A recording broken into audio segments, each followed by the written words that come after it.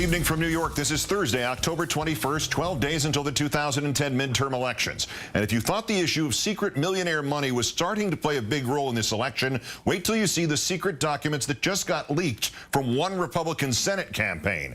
Our fifth story tonight, it may not technically be foreign money, but it is money of rich people, American or otherwise, happy to move American jobs overseas if it will boost the corporate profits that pay the fat cat salaries of the rich people at the top. And wait until you hear our exclusive preview of a new analysis showing just how much more America's richest are making than you are. But first, the Chamber of Commerce's standard bearer on outsourcing American jobs, Republican Congressman Mark Kirk of Illinois, now running for Senate. According to Campaign Money Watch, Illinois has lost more than 250,000 jobs to outsourcing, but that has not stopped Mr. Kirk's love affair with China, co-chairing the China Congressional Working Group, telling Chinese officials not to believe the U.S. government budget figures, one of only 15 members of Congress to vote against the Bush administration reviewing the sale of American oil company Unocal to China. And according to internal campaign documents obtained by the Capital Facts blog, holding a fundraiser this past May by video conference with donors in Beijing. Kirk's campaign telling the blog the fundraiser was attended by at least a dozen American business people in Beijing, refusing to release their names. The next day, Congressman Kirk voted against closing American tax loopholes, which reward U.S. companies for sending jobs overseas.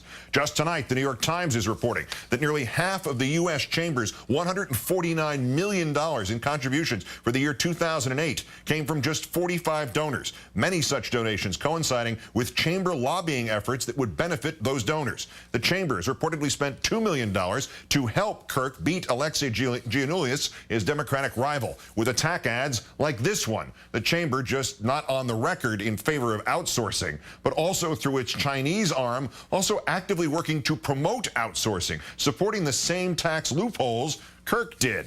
MoveOn.org has already advertised Kirk's support from the pro-outsourcing chamber, and the Plumline blog reports it's now up with a new campaign in at least 28 races, including Kirk Giannoulias, and they were made by actual Americans. With us once again is Faz Shakir, the editor-in-chief of the blog, which broke the story about the chamber's foreign funding. Think Progress. Faz, good evening to you. Good evening, Keith. Raising funds from Americans overseas is legal, and Democrats do it too. Why is this time any different?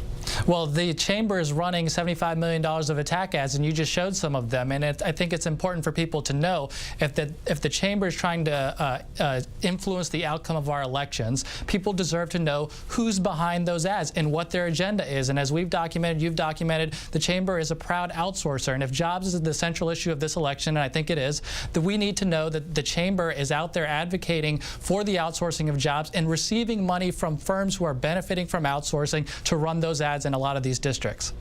Why do Republicans want to ship U.S. jobs overseas? Well, I think it benefits them. I think certainly in the case of Mark Kirk, he's receiving a lot of campaign donations from the Chinese firms that he's helping to coach in outsourcing. We know that Carly Fiorina, who is a Senate candidate in California, has been an advocate of outsourcing, has benefited from it personally with her own personal wealth. We know Pat Toomey, who used to lead the Club for Growth and is now a Pennsylvania candidate, believes that corporations shouldn't have any roles in regulations at all, and he again is somebody who's benefiting greatly from corporations who are shipping jobs overseas and making a lot of money and sending it to their campaigns. So it's at the bottom line level, they're receiving a lot of money, and they're backed by people who are getting great benefit from shipping jobs overseas. Yeah, because with no corporate regulations, 1893 was such a good year in this country. The foreign money obviously is the visceral thing, and it got a lot of play. But is there a bigger point here that sort of transcends both foreign money and corporate American money, that it's all about getting the same agendas pushed down people's throats? Yeah, I think that the agenda is the overlooked portion of this. I think that a lot of the firms that don't want to be known are shuttling money to the Chamber in the hopes that the Chamber is going to do all the blocking and tackling for them. They're going to run the plays on the field, and the corporations are going to hide out in the skybox suite and hope that nobody pays attention. And I think that's our goal, is to make sure that the people who are funding these ads, who have the agenda, who believe that if Republicans take over, that it's going to be a corporate takeover of our democracy. I mean, we had a swift voting in 2004 of John Kerry. I think we're going to have a swift voting of democracy in this election if we allow what the corporations are trying to do with their money to go unregulated. And I think it's really the great challenge of the upcoming elections, because if they can get away with it in 2010 and funnel all this money in without regulations and try to buy off some seats, then who knows what they're going to do in 2012, right? And you mentioned it in passing. SwiftBoat's financier sent $7 million to Karl Rove's PAC, which we'll get into in a moment. But last question for you. This New York Times study of the corporate tax filings and the other records, which determined that despite the Chamber's claims and the Glenn Beck nonsense that, you know, the U.S. Chamber is just mom and pop stores, that the nation's biggest lobbying organization, big surprise, it is a monster that is bought and controlled by the largest multinational corporations in the world. It's 12 days to go before the midterms. Is there a chance this changes the midterms? I think so, and I hope so. I think, to your point, Keith, why do corporations give money to the Chamber? Because the Chamber's got this reputation as being very popular. It represents mom-and-pop corporations. You note the quote from the New York Times that half the money they got was just from 45 corporations. And then we know that American Crossroads is getting a bulk of its money from just a handful of corporations. And you've documented a hedge fund person in New York who's bankrolling a bunch of attack ads just by himself. What I think Americans need to know is that there were about 580,000 people who donated to Obama. They've got a list of 13 million people. And on the opposite side are like a small number of people, like a small number of corporations who are trying to steal all this away from him. Faz Shakir of Think Progress. Great thanks as always. Sure, thank you. Of course, the Chamber of Commerce is only the largest star in a constellation of corporate cash. But unlike the Chamber, some of the others have political action committees which are required still to disclose their donors. Karl Rove's group Crossroads, for instance, has both kinds. And we just might have some insight into his secret group based on who he has to disclose about his public PAC. The new federal filings revealing, according to Politico.com, that American Crossroads raised $15 million in the last 6 weeks, more than 2/3 of it coming from 4 men, one of whom, Texas SwiftBoat bankroller Robert Perry, wrote Rove a check for $2 million in September, and another on October 4th, and another the following day, and a check for $1 million, some sort of tip, on October 12th. That accounted for almost half of Rove's election season donations. What does Rove do with all that money? He runs ads like this one against Harry Reid. Its claims that Nevada got the least stimulus money and 20% unemployment had been debunked months ago by PolitiFact, FactCheck.org, and even the Las Vegas Sun, which could explain why Rove has a new anti-Reid ad up that actually asks Nevada voters whether they're sick of negative ads. Senator Harry Reid for 27 years. Wait a minute. Are you tired of all these negative political ads? Okay, how about just the facts? Nevada has the highest unemployment in the country. Except that the ad then goes on to repeat the same bogus claims that were debunked months ago. Wisconsin Tea Party Republican Ron Johnson has also benefited from ads paid for by unknown backers, so it's instructive to find out exactly what policies the Rove Chamber types are looking for, especially on the #1 issue of the day, job creation. Here's Johnson asked by the Green Bay Press-Gazette for his jobs plan. The jobs plan is really this cut spending. There's no real jobs plan. I would say bring fiscal discipline to the federal government. No, we got it for spending. It's not a tax problem, it's a spending problem. So the jobs plan is to control spending. But what about the middle class? And here you're talking a lot about businesses, but you know, what is your plan for the middle class? You have to be counting. The Green Bay Press-Gazette endorsed Johnson's rival, Senator Russ Feingold's. Shortly after that, it had endorsed Feingold's rivals in every single election until this one.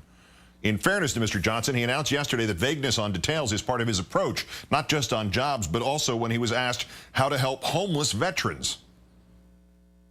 Specifically, I can't really, I haven't been there. I don't have all the details. And, you know, one thing I will point out, I don't believe this election really is about details. It just isn't.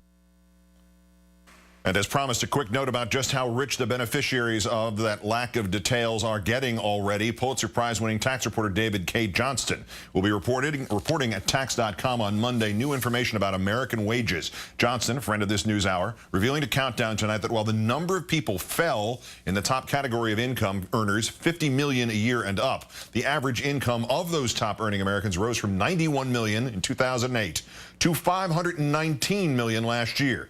As Mr. Johnston puts it, the 74 Americans in the top wage category made just as much money as the 19 million Americans who made the least. Somewhere in between, let's bring in MSNBC political analyst Howard Feynman, also a senior political editor at the Huffington Post. Didn't get quite that kind of, well, not quite that kind of raise to 519 million a year, although you'd be worth every penny of it. Thank you. Let me double back to this extraordinary piece in the New York Times. I urge everybody to go through it like 8 times. It would seem the paper has essentially pulled the disguise off the chamber and revealed what is really going on there, and the faces are all familiar corporate logos. Well, it's a little like that moment in The Wizard of Oz when Toto pulls the curtain back and there's somebody manipulating the levers in the background. And it turns out, not unexpectedly, it's companies like Prudential or like Texaco or Dow Chemical, or my favorite is AIG, the foundation of which gave tons and tons and tons of money to the chamber. And not surprisingly, AIG is the biggest entity in the world that received taxpayer bailout money. And AIG still owes the American taxpayers, I think, at least $100 billion. This came on the same day that we learned how concentrated Mr. Rove's backing is as well, and just the donations we know about, let alone the secret stuff.